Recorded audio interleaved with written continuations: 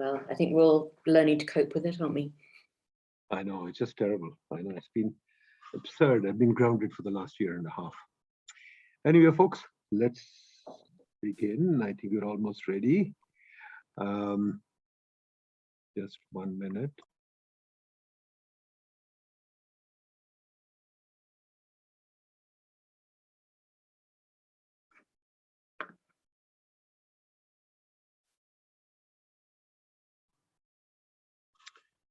Okay, folks, welcome to the PIDE webinar.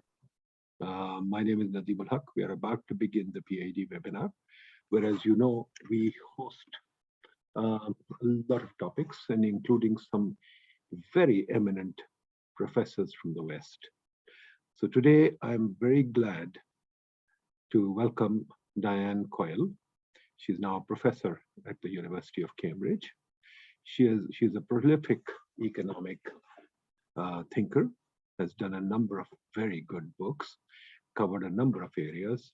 One of my most favorites, which I think she'll talk about a little bit today, is GDP and Affectionate History, which is an absolutely wonderful readable book. And Diane, I'd like you to know we put it on a required reading list because people must get a history of GDP and understand what's happening.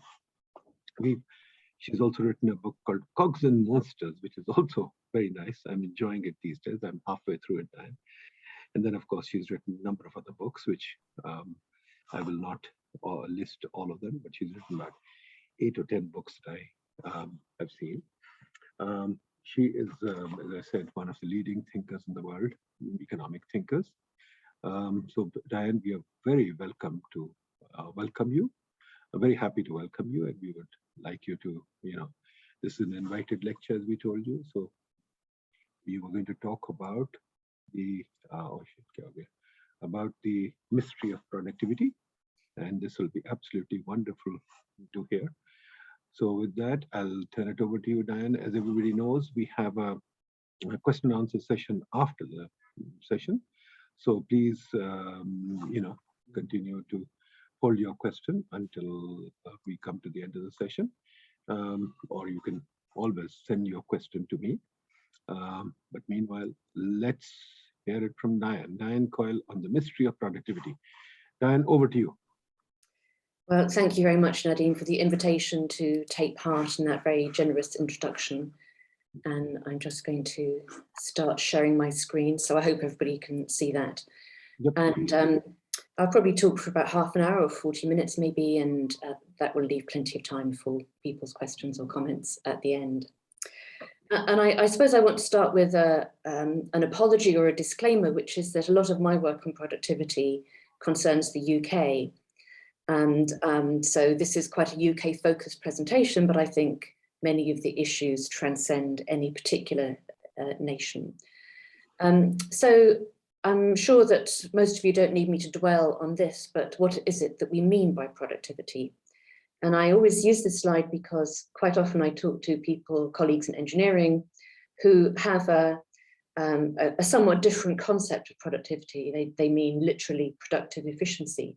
But of course, we introduce concepts of value into that in economics. And so we can think either about labor productivity, output divided by labor input.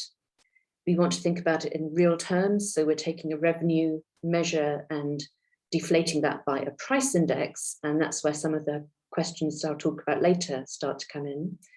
We want to adjust for the quality of workers and the number of hours they work if that's changing over time. And we get the phenomenon of capital deepening, that labor productivity goes up when more capital is employed. And you can think of a simple example like somebody working on a construction site, and if they've got a spade, they'll deliver a certain amount of work, but if they have a mechanical digger, they'll be much more productive. And then the other concept is multi-factor or total factor productivity, where we want to adjust output for the inputs of labor and capital services. So that's a more complex measurement. And that opens up another set of measurement issues. What about inputs that we forget to include? And intangibles, the one that many people are focusing on now. But if we can account for as many inputs as possible, then we are left with a measure that we think of as reflecting technical progress in some broad sense. And that can be technology, it can be ideas about how to do things better, but it can also include governance frameworks. And I might, if I've got time, talk about that a little bit as well. So that's the beast that we want to understand, that's a bit mysterious. And this is why it's mysterious. And again, this is the UK context, but the same pattern holds for many of the OECD economies. And that's that since the mid-2000s, the level of productivity, and this is labour, but the same would be true of multi-factor productivity, has pretty much flatlined. And if we had continued on the same trend as since the mid-1990s, output per worker would now be about 20% higher than it actually is. So it's not just a puzzle, it's a very big puzzle. And a lot of that, and there's a decomposition shown here on the chart, a lot of that is about total factor or multi-factor productivity. So there has been some capital deepening, some depletion of capital deepening compared to the past, but actually most of the shortfall is some change in total factor productivity. And that's what we're trying to explain. Another part of the puzzle is, at least from my perspective in my work, is how much worse the UK has done than other G7 or other OECD economies. And so you can see here that the red line is the rest of the G7, the black line is the UK, and our productivity puzzle is therefore deeper than the other economies. And actually, it's worse than most OECD countries, with just a couple of exceptions. So there are common trends that we need to look for across countries to explain the slowdown, but there are also some UK-specific things that we need to think about as well. Why does it matter? Well, this is the bottom line about why productivity matters. There's a famous quotation from Paul Krugman where he says that in the long run, it's the only thing that matters. And output per hour has a not perfect, but close relationship with people's real earnings. It was much tighter, as you can see, in the 1970s. They started to diverge in the 80s and early 90s. But that pattern is there. And so output per hour is what enables real earnings to increase over time. And if you look over a longer time period, that's really quite a startling picture. This is real average earnings in the UK. The same picture it would be the same picture for median earnings. And most of the chart, which goes back to 1800, the wonderful database that the Bank of England holds called 300 Years of Macroeconomic Data. And you can see that there was initially slow and then quite rapid increase with some setbacks. The 1970s oil crisis was one. The deindustrialization recession when Mrs. Thatcher came to power was another. But since the financial crisis, there has been this drop in real average earnings that hasn't been seen since the Napoleonic Wars. It hasn't been seen since the dawn of modern capitalism in the UK. And this is why the productivity story really matters and is the focus of a lot of policy attention now. Another reason, and this again is not unique to the UK, is about the difference between firms that have high productivity and firms that don't. This is from an OECD paper, so it's looking across all of the countries, and it's taking the top 5% of firms, which is the red line, and in manufacturing at the top and services, business services at the bottom. And you can see that actually, although there's been some slowdown in productivity growth among the frontier firms, they have pulled much, much further ahead and continue to pull further ahead than the other 95%. So this is another lens on the puzzle, if you like, that there are some firms that are managing to achieve high productivity and others that are not making any progress at all. And so the puzzle then is perhaps not so much about technology as about why do some firms not adopt different technologies, or what is it that they're doing, what is it about their business models or their market position that allows them to have made these particular gains.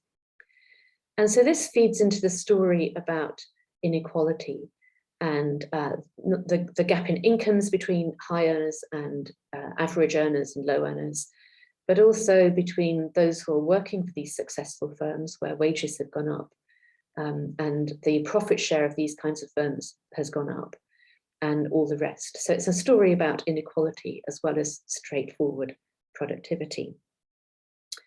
And then finally, to set the scene, it's a story about spatial inequalities as well. And of course, these overlap because a lot of the high productivity firms in my country are based in London in the southeast.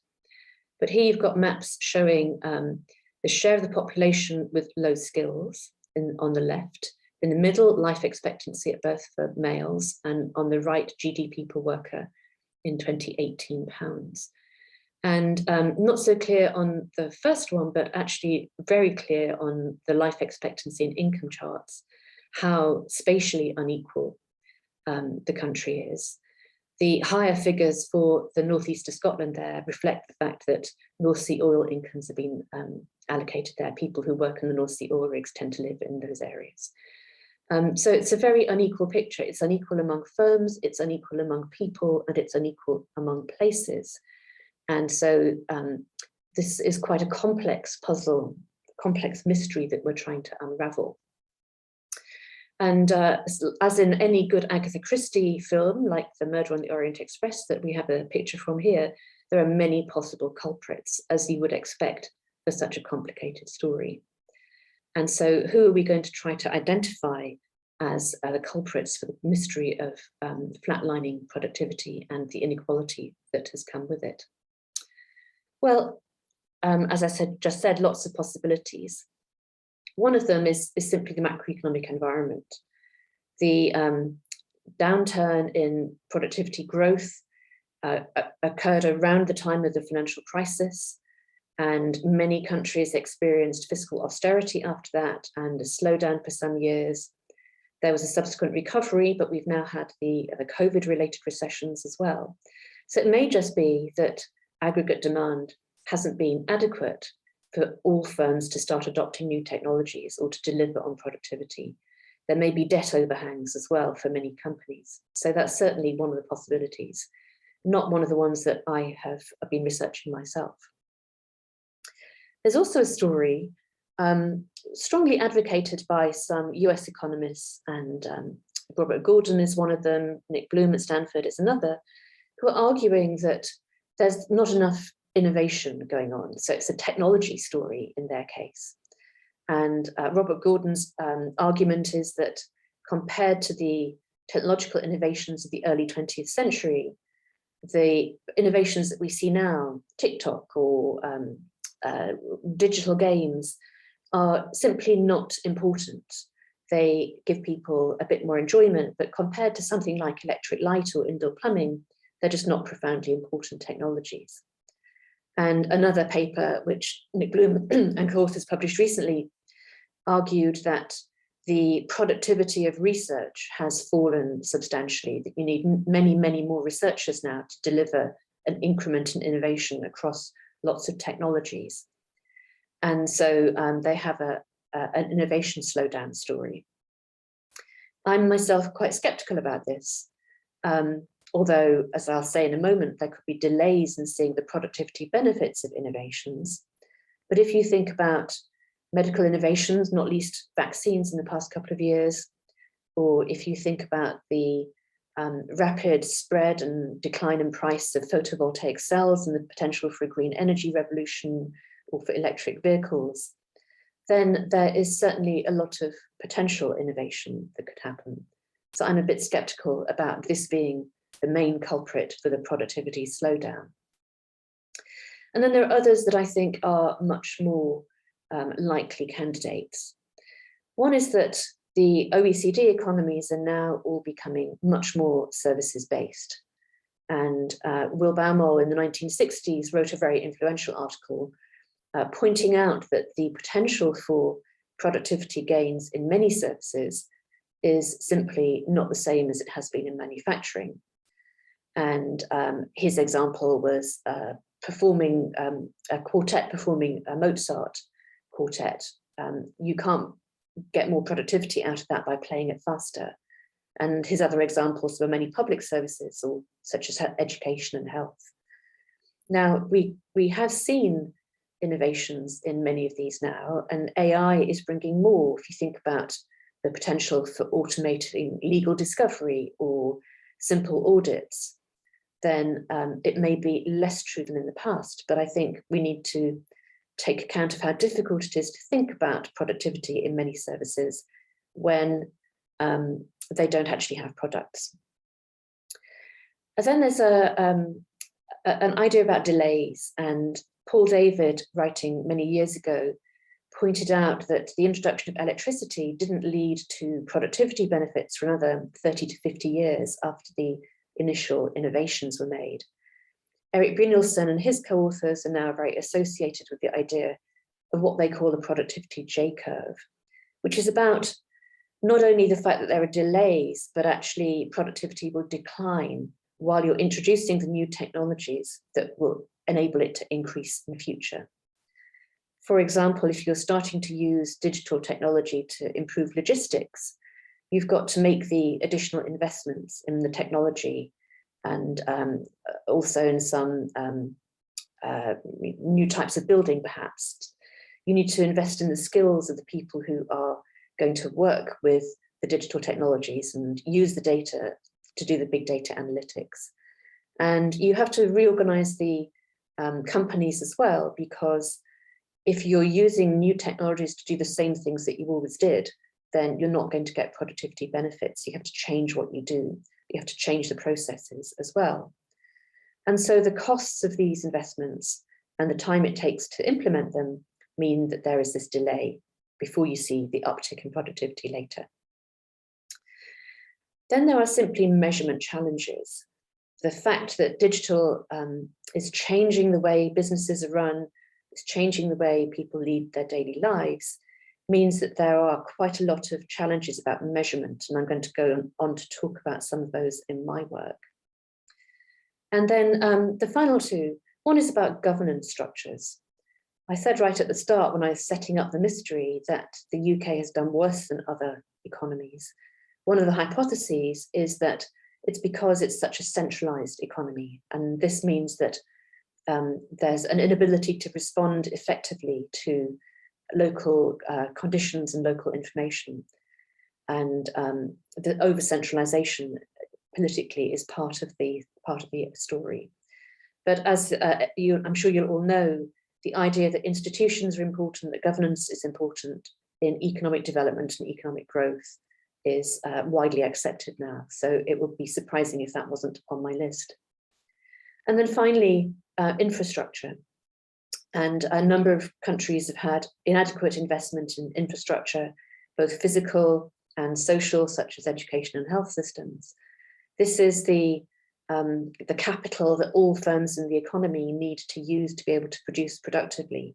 And if that isn't there, or if it's inadequate, then that's going to limit the potential for productivity gains.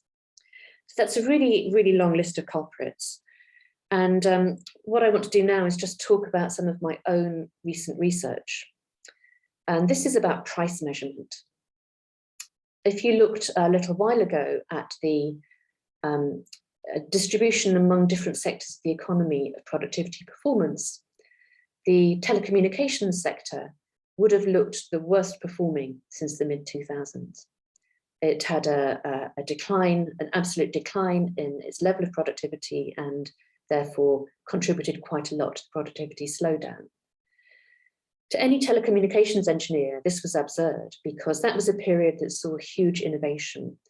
The spread of 3G and 4G networks, a huge increase in data usage, better compression, better quality of calls, and so on. And so they approached us to say, the official deflator that you have for telecommunication services is showing no decline in price, which is the dark line at the top of this chart. This means that you're not taking any account of quality improvements that there have been in telecommunications over this period, which have been very large. And so we constructed a series of 4 other deflators, which you see on this chart here. The red line at the bottom is just a unit value index. It shows the revenues of the telecommunications companies divided by the number of bytes of data they're transmitting over their networks. Because to an engineer, to a telecoms engineer, all of those are equivalent. It's one of the occasions where we've actually got a very clear volume metric that we can use. And that shows, rather than a flat line, a 95% decline over that period on the chart. That's a huge difference. We constructed some other deflators that are more sophisticated and that weight different parts of the services bundle that people buy, depending on the share of revenues that the services take and the share of volumes of data that the services use. And you can see that there's a range of options there, but all of them show a much bigger decline in price for this service than the official index did. The Office for National Statistics here has now adopted the blue line as its deflator. And so correspondingly, there's an increase in the output of telecommunications services. And this has fed through to an increase in the estimate of GDP growth. Now, this looks pretty small on the right-hand panel here. The left-hand chart just shows you the old deflator, the pale blue line that was flat, and the new one that shows the sharp decline, and therefore the bigger increase in real terms output of this sector of the economy. And that has fed through to somewhat slower GDP growth before the 2000s and somewhat higher after the 2000s. So it's a tiny chip away at that mystery that I was talking about earlier, that wedge between the previous trend and what the official figures are measuring now. But it's worth having, and that's one sector of the economy. So maybe there are issues about the price indices to look at in other sectors of the economy, and particularly services. This is an update of a table that was first published by Zvigrilicus, who was one of my teachers at Harvard when I was a graduate student. And he was trying to estimate in 1994 which parts of the economy were easy to measure. These are figures for the United States, and the first columns up to 1990 are all just a repetition of his table. And so he estimated that these parts of the economy that were straightforward to measure, which are the ones at the top, agriculture, mining, manufacture, transportation, and utilities, was just under half of US GDP. And by 1990, that had fallen to about 30%. And so you can see that already over the course of those decades, the economy was becoming harder to measure.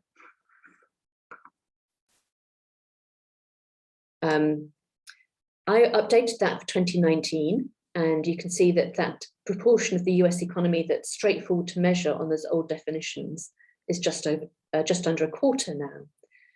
And actually, if you take account of telecommunications, which I was just talking about, it would be less than that. So that means that the hard to measure part of the economy is about 3/4. And that's because of all of these questions about how do you take account of quality change properly, and how do you take account of intangibles in thinking about economic measurement. And so this is a way of organizing our thinking about what it is we're trying to measure when we're measuring productivity. And so I've divided up the economy here into activities where we can observe a price and activities where we can't. And that's going across the top. And then going down the side, activities where we can observe both quantity and quality, those where we can observe quantity but not quality, and those where we can observe neither. Now, I can see somebody's got their hand up, and I don't mind taking a question now if you want to go ahead. Madam, we will take question at the last of. It's okay, Diane, we'll take them later, don't worry. Okay. I've just asked people to raise their hands so they can keep track of them. Thanks. Fine, so sorry, I'll let me carry on. And so that easy to measure quarter is the top left-hand quadrant or section of this table. There are market goods and some market services for which we can observe price and quantity and quality. So for example, if you think about an automobile, we know how much they cost, we know how many cars are produced, and we can track the quality of the cars by tracking things like, do they have air conditioning, are they electric vehicles or not? So you can adjust for those kinds of characteristics. And then There are barter transactions where, in theory, you can observe the quantity if you measure those, but there's no observed price. That's a very small part of the economy. So if you move down for market services, sometimes you can observe the quantity. And even here, I think it can be challenging, because if you think about a market service like management consultancy, how are you going to measure the quantity of the output? Because it's surely not going to be the length of the PowerPoint presentations that they have. But there are also plenty of transactions that are imputed, or they don't have a price if they're public services, or they take place in the household. And that includes now lots of free digital services that people are starting to be able to do in the household for themselves, rather than transacting them in the market.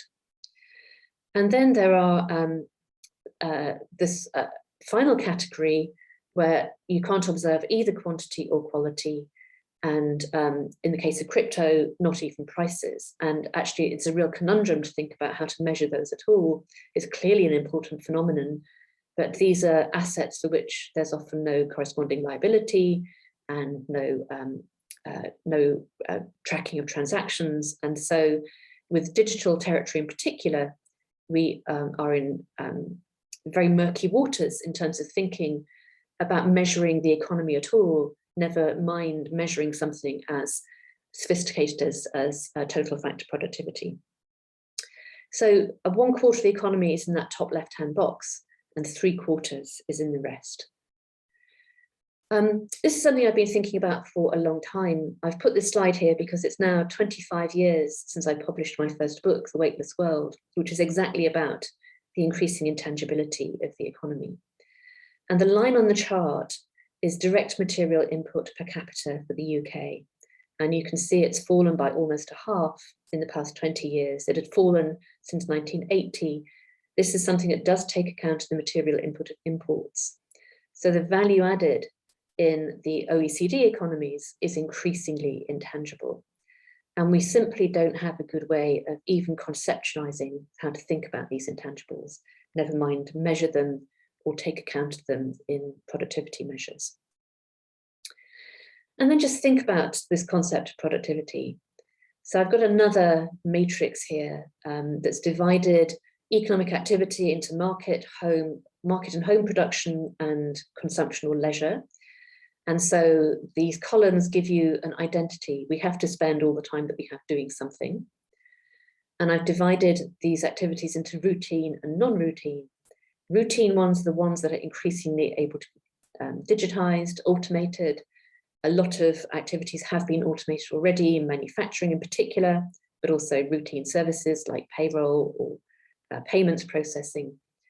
And then non-routine ones, where some of these are becoming automatable, as I said earlier, talking about the Baumol phenomenon. So technological change is helping productivity in some of those. But then digital is shifting some of these things around, which is what all the red text is talking about. But if you think about what do we mean by productivity, often it will be that something that's routine is automated, that it takes less time. And in manufacturing, a lot of automation was about getting things through the production line in a faster process. We've seen now in healthcare, some of that happening with video consultations. People have been less able to go to the doctor or hospital during the past 2 years. And so there has been a great increase in the number of routine consultations that have happened in this way. It saves everybody time and can clearly be seen as a certain kind of productivity increase. And yet, if you're a seriously ill person like this patient in an intensive care unit in the other picture, you don't want to speed things up. You want as many people as possible giving you the best quality care possible. And so in one kind of activity, time and automation are good metrics for productivity. But in this other kind of activity, it's the quality and the length of time spent that we care about. And so I'm suggesting there are these two different kinds of activities to think about when we think about productivity as the economy changes in its structure. Another piece of work that we've been doing is looking at free digital goods, which are not easy to capture fully in the framework we have at the moment for GDP. This shows you the stated values that respondents in large-scale surveys gave us for different kinds of online goods, and also a free offline good, access to the local park, during the course of the pandemic. And so you can see there were some significant changes in the stated values over that period, but they're also high. And the average value this is in pounds, so £4,000 will be something like a sixth of median earnings, annual median earnings in the UK. So people assign high consumer welfare to these goods, but they're not fully captured in GDP. There's also a lot of open source production. A lot of software that my students now use is free and open source. And that voluntary labor and those transactions lead to substitutions away from the market economy. More things are going into household production, doing your online banking or online travel agency. And then there's the question of data. Data is everywhere now. We know that big companies are collecting a lot of data, supermarkets collect a lot of data. It's becoming an important tool for those frontier firms that I talked about earlier. But we don't know anything about how much data is transacted, where it flows, how much of it's crossing national boundaries.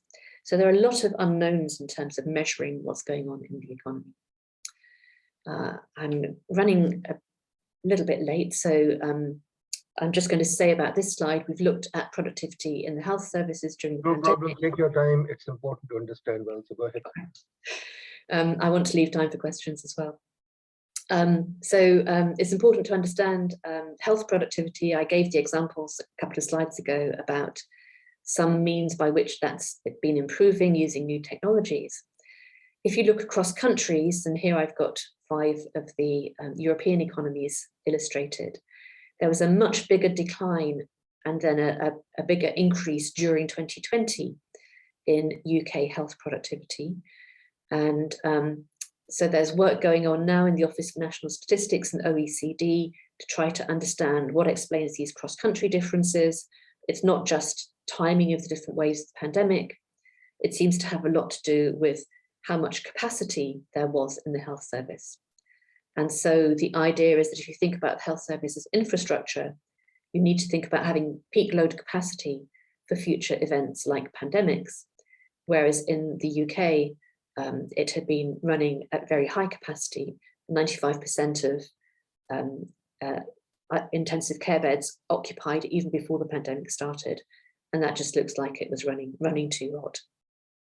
So we are looking more at public services in general, where there's no price, where traditionally you looked at productivity by counting the number of people and therefore defined it to be zero in effect, trying to understand better how digital technology could help improve some areas of public service and thereby free up money and resources for the more constrained areas of public service. But that's challenging because what digital tools help you to do is change the processes by which you provide services. And in public service, changing those processes is a really, really difficult governance challenge, which brings in lots of political economy questions as well. We're also doing a piece of work looking at construction. And this is Crossrail, now called the Elizabeth Line, a new line going underneath central London that actually runs quite close to my house. You can see from the image, it's very sophisticated technology. The tunneling machines are incredibly advanced, and lots of electronics, digital sensors are being used both during the construction and embedded in the tunnels as they build it. So once the trains start running through, they will have real-time information that will allow them to monitor what's happening to the trains at the time. Are there any faults emerging? Are there any delays emerging? Very sophisticated signaling. So incredibly advanced digital electronics involved. And yet, when we moved into our house 27 years ago, the estate agent who sold it to us said, well, Crossrail will soon be opening. That's going to be very good for you. So it's taken that long. And so there's a paradox in construction, and this is true everywhere around the world, but it's a really slow growing, slow productivity growth activity. And yet it's another area where a lot of new technology has been applied. So what explains this paradox of the new technology? And yet 6 or 7% of the economy has shown no growth in productivity. And this is a current project that we're looking at to see if it's the same kind of story as the one I told of telecommunications. Are we just getting something wrong fundamentally in how we're measuring real output in this industry? So this is construction productivity. It's the same pattern for many countries. That this goes back to 1994, complete, if anything, decline in its productivity. So that's what we're doing here. I should have introduced the Bennett Institute properly at the start. We're relatively new. We are coming up to our third anniversary here in Cambridge.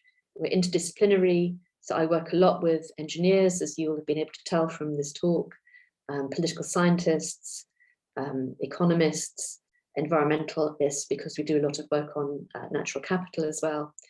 But in terms of productivity, we're looking at different sectors of the economy and looking next at advanced manufacturing as well as construction. Because I've been writing about it for so long, I'm particularly interested in digitalisation and the scope for using digital better to get beyond that productivity J-curve and see some real benefits being delivered. We're looking at our own region of the country. It's a highly agricultural region, but it's also got a lot of high-tech industry around Cambridge, so it's particularly unequal. And that's reflected in incomes, but also in life expectancy as you move out from the city centre. And then we're looking at the governance questions as well, at the role of research and development.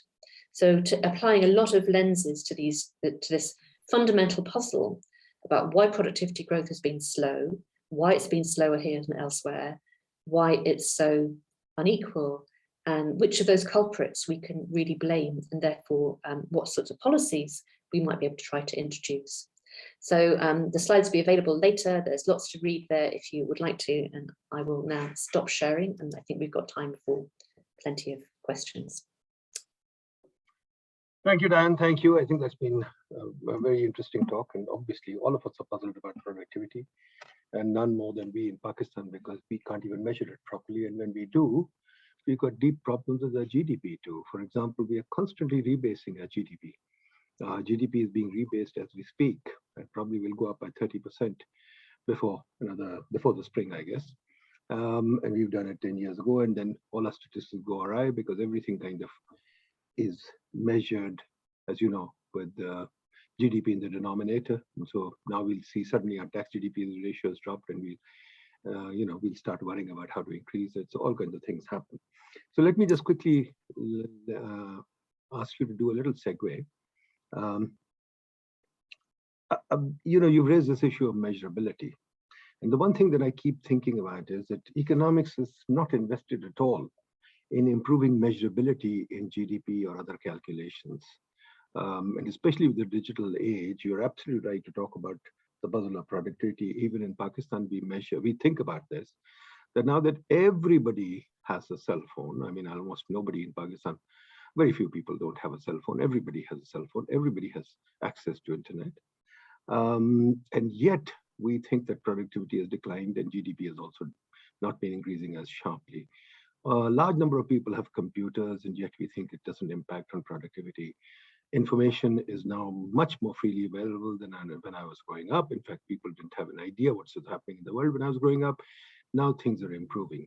So can you reflect on, being a little unfair, go back to your GDP book and just tell us a little bit about what you think of GDP, its measure, and how this impacts on the puzzle that I know you've hinted at tangentially, but in particular, I'd like you to kind of give it a bent on developing countries.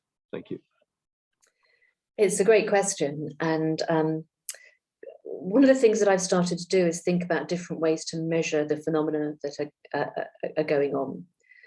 And as you say, this technology has transformed the way businesses operate. It's transformed the way we spend our time, and people spend hours a day on these devices. And yet that isn't showing up anywhere in the statistics. It's just not being captured.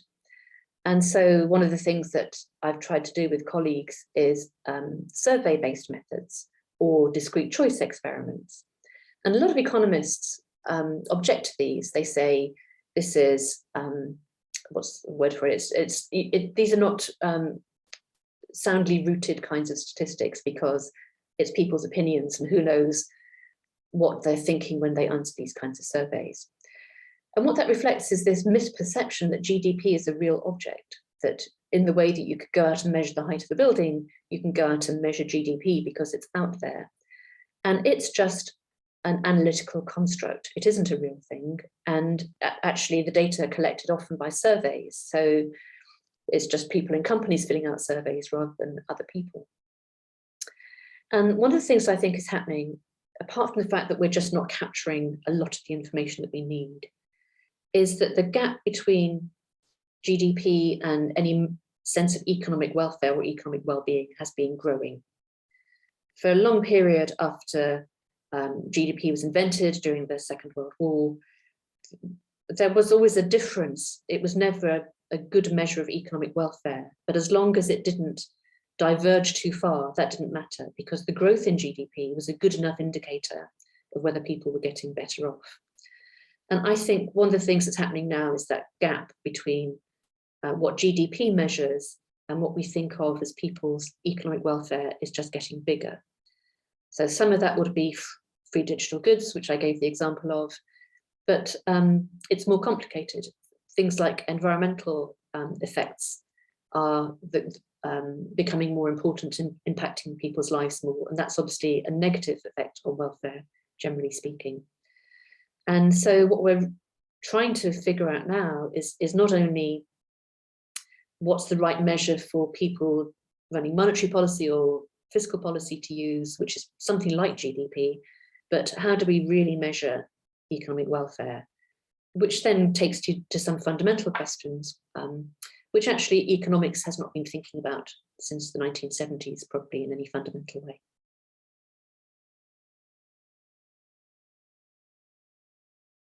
Thank you. Thank you. Let me take a question from the floor. AS.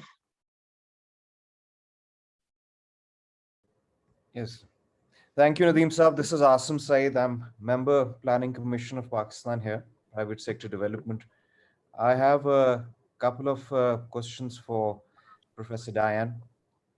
I think the first question I have is that coming from a banking background, I think one of your graphs was quite interesting where just around the financial crisis of 2007 and 8, the productivity sort of flattened out. But I guess the question that raises in my mind is that we have in the past other similar crises as well. At least one comes to my mind of the 1929, the great financial crisis then. I guess the question is that in your view, what fundamentally changed in the market in 2007 and 8 for the productivity to just kind of go flat? That's my first question. And Nadeem Saab, if you allow, I have one more question. Mm-hmm. The second is that I do recognize that your work that you have presented here primarily talks about the UK, but here in Pakistan, I guess we continue to push towards industrialization. We talk a lot in the government circles of the industrialization phase, and that, at least to us right now, is the quote unquote measurable sectors that you had mentioned. I think the construct of Pakistan's economy is being a developing economy is quite different from some of the developed ones, and here I guess the sectors are perhaps more measurable, or the measurable ones. The question is that what should we be focusing on as policymakers to improve productivity of a country such as Pakistan, where majority or most of your sectors are actually measurable? And finally, I think your last slide talked about the SME and construction and the use of digital tools. at least my office would be more than happy to reach out to your institute and learn from your institute and see how we can educate ourselves and make use of the materials that you have. Thank you. Well, thank you for the questions, Asim. So on the first one, productivity is pro-cyclical. It goes in the same way as the business cycle. So when you have a crisis that leads to a recession, you expect it to decline.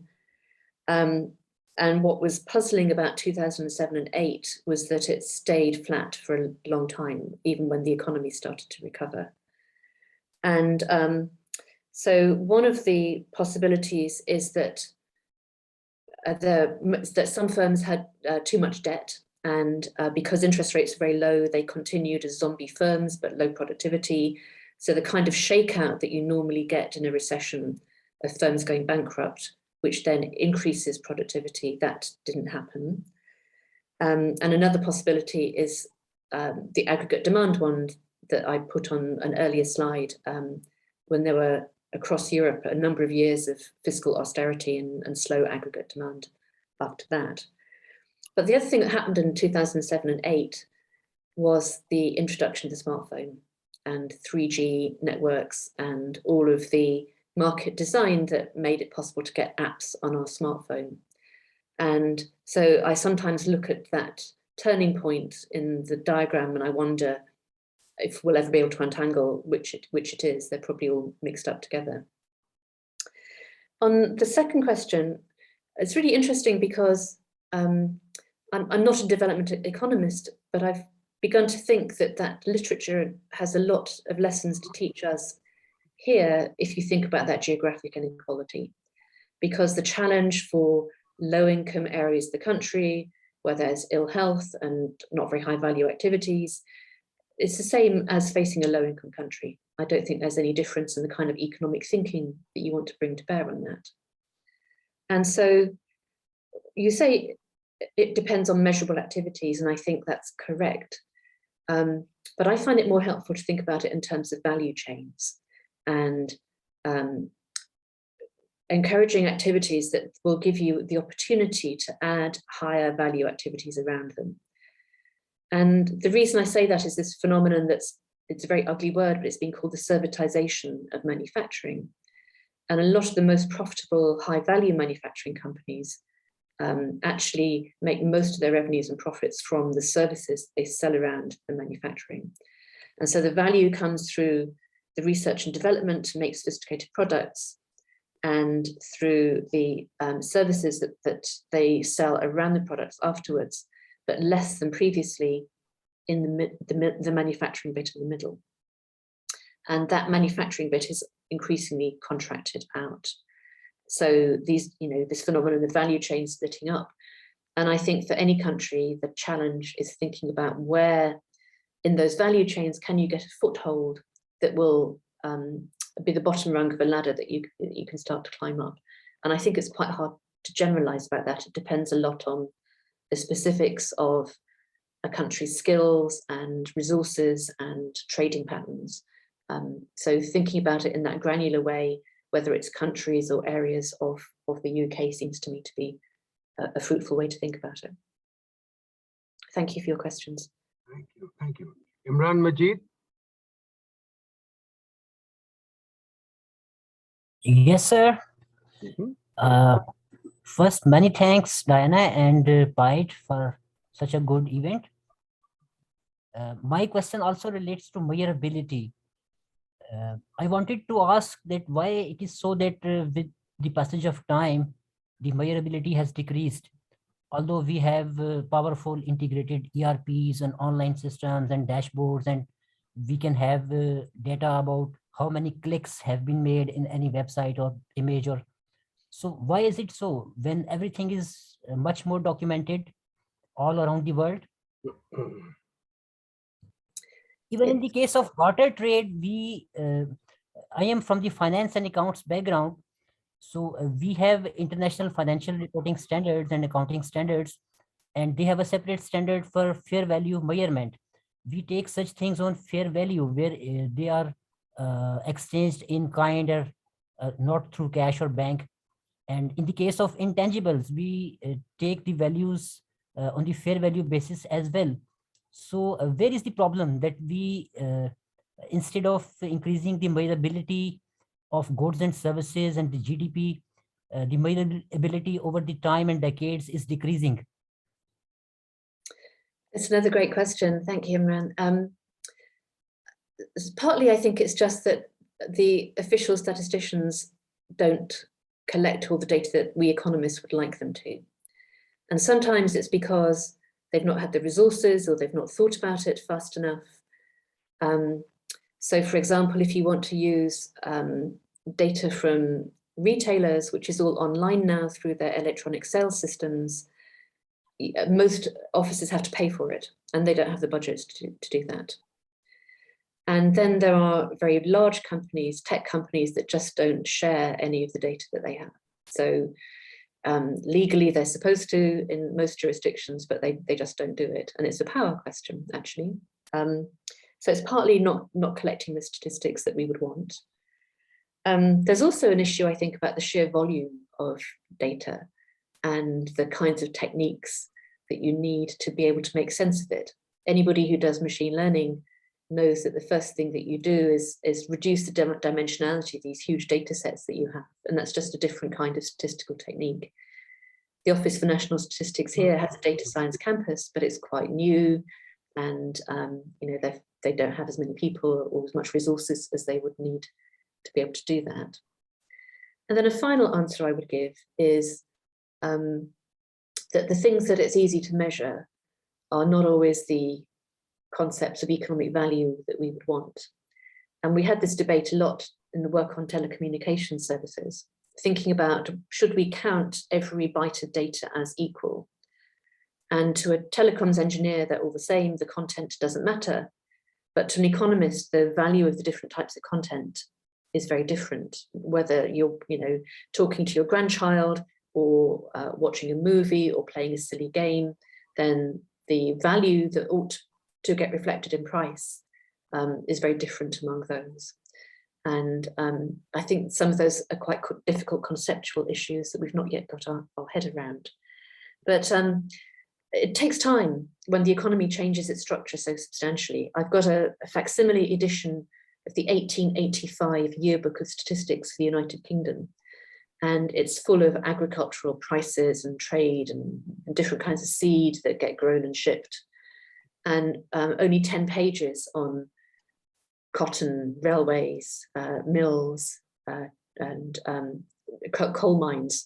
So this was the height of the Industrial Revolution, and there were almost no statistics on it. So I think there's a productivity J-curve for statisticians as well that we're still working our way through. Thank you. Salman Shah, our former Minister of Finance. Salman Shah.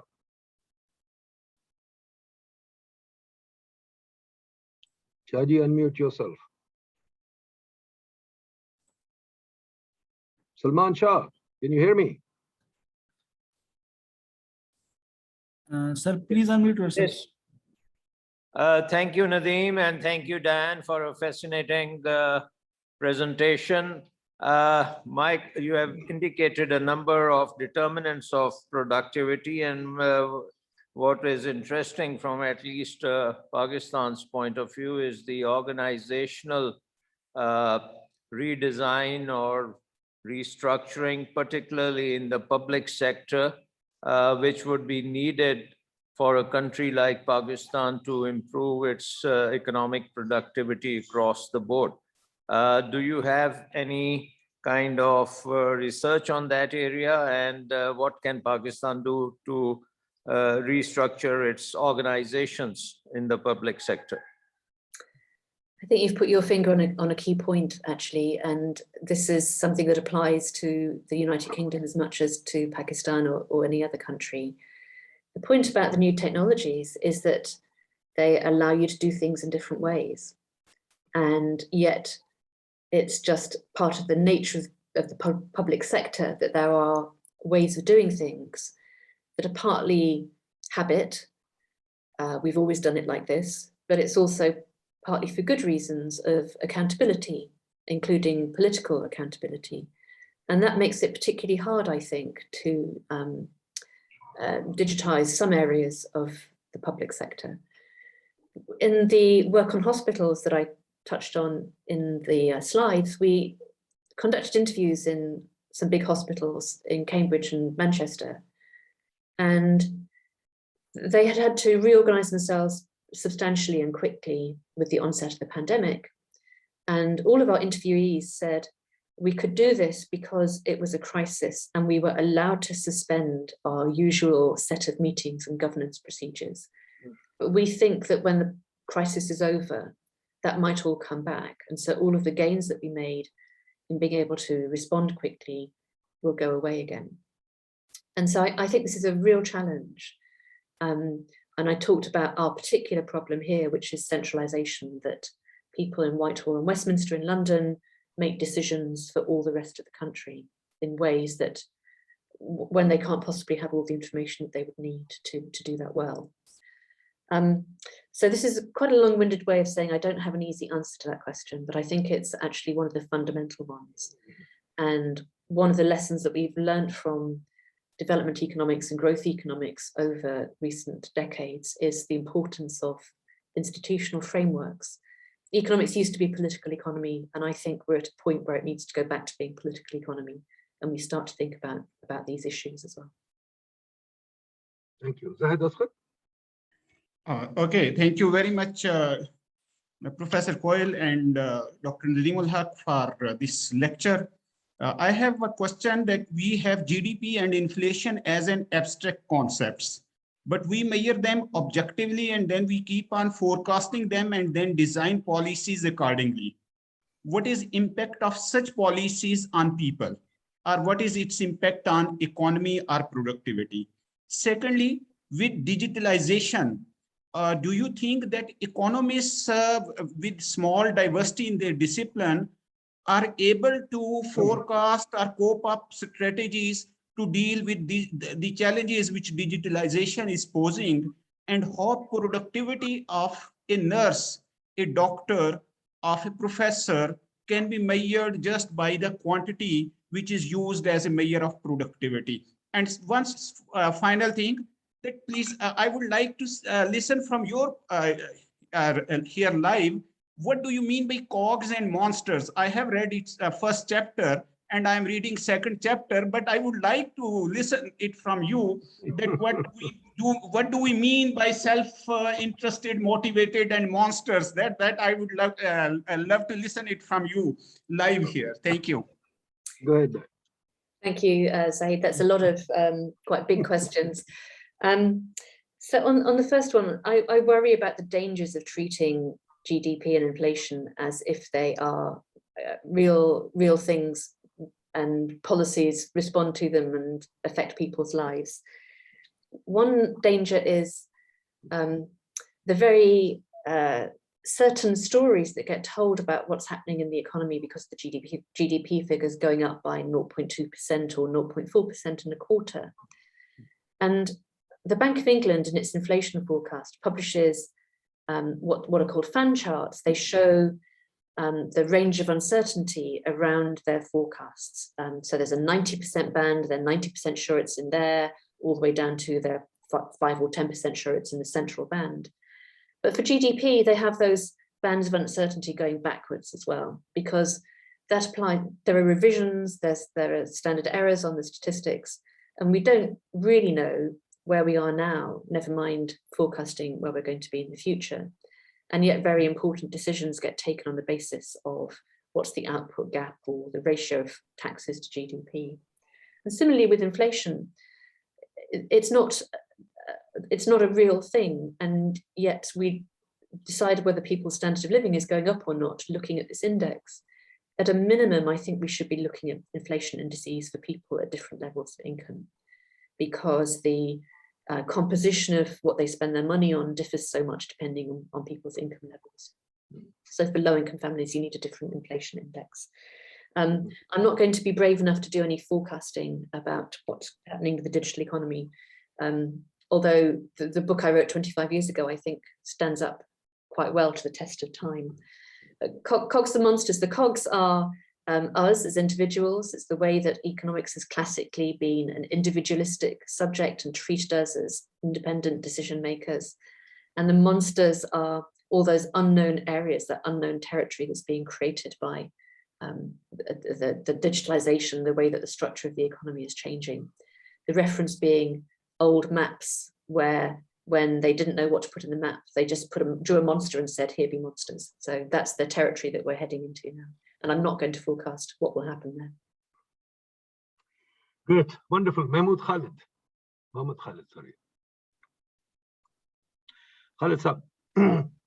Mohammed Khurram Shabir, sir. Oh, Khurram Shabir, sorry, I'm misreading it. Go ahead, Khurram Shabir.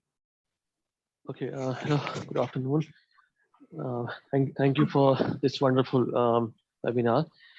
I would like to thank to the professor. My question is on the taxation. There's a tax debate going on, and regarding the finance bill, which is on the new taxation.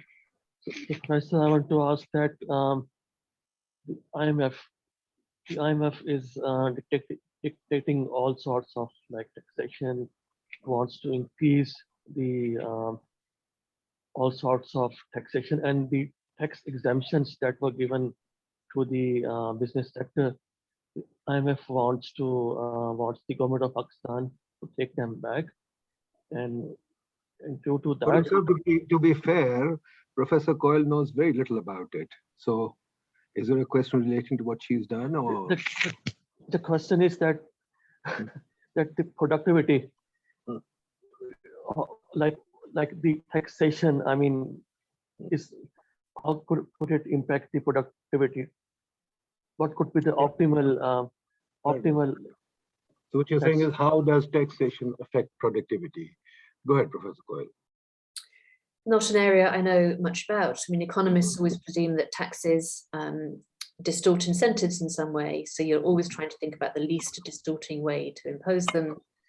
And particularly with business taxes, we know that the tax base is shifting partly because of these value chains and the transactions that occur within them, partly because of digital. And yet reforming taxes is politically one of the hardest things for a government to do. But beyond that, I don't really have a lot to say about it, I'm afraid, in answer to your question. It's just not one of my areas. Okay, great. Imran Majid, I think that's the last question. Imran Majid. Yes, sir. I wanted to ask one last brief question. We in Pakistan have an organization by the name of National Productivity Organization, NPO, since a long time. What are your comments about their performance, and are they doing anything tangible in increasing productivity in Pakistan? Or is That's it probably a just question for another me. white I'll elephant? take it up later. Fine. That's probably a question for me. I'll take it up later. Professor Coyle doesn't know anything about it. But let me turn to you, Diane, very briefly before we go. Well, sorry. Go ahead, Diane. Go ahead.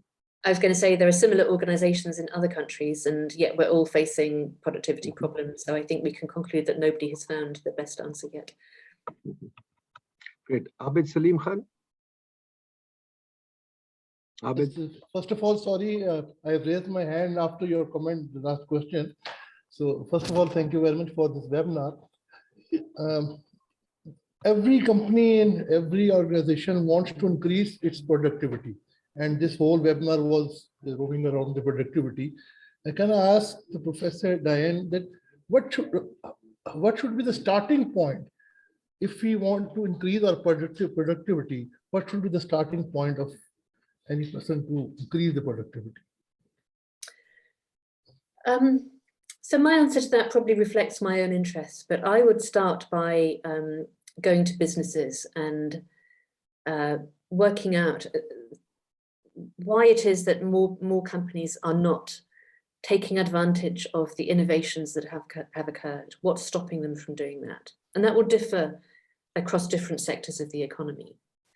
Why isn't the electricity grid using machine learning techniques to minimize electricity consumption? Well, in some countries, that's because that will reduce their business and their revenue. So why would they do that? They have no incentive. There's a coordination problem there. But if you go to a small enterprise in the textiles industry, it might be a completely different barrier. They just might not know, or they might not have the investment funds to buy the equipment they need, or have access to the skills. So a lot of economics is very full of generalizations. And actually, I think if we want to make a real difference to productivity and the improvements in people's lives that come with that, we need to get more granular. And it's why I'm interested now in looking at particular sectors of the economy and particular firms. So that's where I'd start. But I showed you a photograph with many culprits, and I think other economists would have their own preferred culprit to start with. Good. And can I ask you a quick question before you go? I find that maybe I'm wrong, but correct me if I'm wrong, that a GDP and, well, economic statistics in general, there's been very little investment in these, in refining these techniques for collecting the data or making them reflect reality better, even inflation, over the years. We are still sticking mostly with what was created way back by Stone and others. Yeah, IMF has devoted something, but it's much more in terms of fact checking. UN has done something, but we are not really keeping up with technology, are we? Is there any investment being made in the world to improve how we measure the economy, or just hysteresis set in and mere inertia is beginning to take over? Profession seems to be working much more on theoretical impacts and maybe measuring some inequality, but I find that the key economic statistics remain set in the past. Am I wrong? Please tell me. I think things are improving a little. There is more work going on in these areas than used to be the case, but there hasn't been enough money put into it by governments. We should take a lesson from the big tech companies who actually collect a lot of data and use it, and they put resource into that. This is part of the national economic infrastructure, and we should be putting enough resource into understanding what's going on in the economy so that policymakers can make good decisions about what to do with it. But it will also take time. It took time in the 1940s to figure out what we should be doing. And that's become a bit like a technical standard, or you drive on one side of the road. It's hard to switch that unless you get enough consensus to driving on the other side of the road. And I think that's the point where we're at. We've got to get enough agreement about what we should be measuring that people will make the switch. So do we need another war? Oh gosh, I hope not. We've had a pandemic. Can we make do with that? Because the impetus came from the war, as you mentioned in your book. So do we need another war to make this happen? I mean, why is this not happening? I mean, take, for example, my country, as I said, or Africa. There was a book written by, I forget the guy's name, Poor Numbers, where he talked about how GDP, or whatever, these statistics are very badly measured. And I can tell you how badly we measure them in Pakistan. I mean, I think we almost measure nothing. And then every few years, we just go and rebase. And rebasing really just makes the whole series come unstuck, and we don't know where we are. But yet, even the US, for example, there's talk about, and lots of people have talked about it, that CPI may be mismeasured by as much as 2%, which is a very high number in the US. But yet, there seems to be very little effort made to measure it. Then there's the whole thing about measuring well-being. Many people have done it. There's happiness indicators, etc. My son also wrote a book on that a while ago, that, how do we measure happiness? How do we measure well-being? And I know European countries are beginning to do that. But it remains a niche activity. There's no real effort to try and improve these figures. And productivity, again, remains kind of a nebulous figure. We don't know how to relate to it. Well, I think I'd like to end on an optimistic note and say that we're not going to need another conflict to bring about the change. I think we have had enough of an economic shock with the financial crisis and the pandemic that a lot of people are reevaluating how they think about what's going on in the economy, and there's an appetite change. So let me be optimistic about it. Great, great. But there are two trends that have happened. One is the finance industry, two is the technology industry. Are we capturing them well enough in GDP, both finance and technology? No, not at all. And what would your changes be from your research? What do you think needs to be done to capture them better? Some of it's conceptual, and I don't have quick answers. And some of it, I think, is simply collecting the statistics that we need from the companies involved. And they're both areas where we just don't have enough access to the raw data. Okay. Thank you very much, Professor Coyle. It's been wonderful. It's been great listening to you. As always, you give us very interesting things. I've really enjoyed your books and learned a lot from them. Once COVID, I know you very kindly consented to be on the editorial board of the PDR too. Thank you very much again for that. Once COVID is over, we'd like to invite you to Pakistan. I don't know whether you've been here or not. It's not a bad place to visit. So as they say, inshallah, we'll get you over when things are better. I look forward to that. Thank you very much for the invitation and for the questions today. Thank you. Thank you. Bye-bye.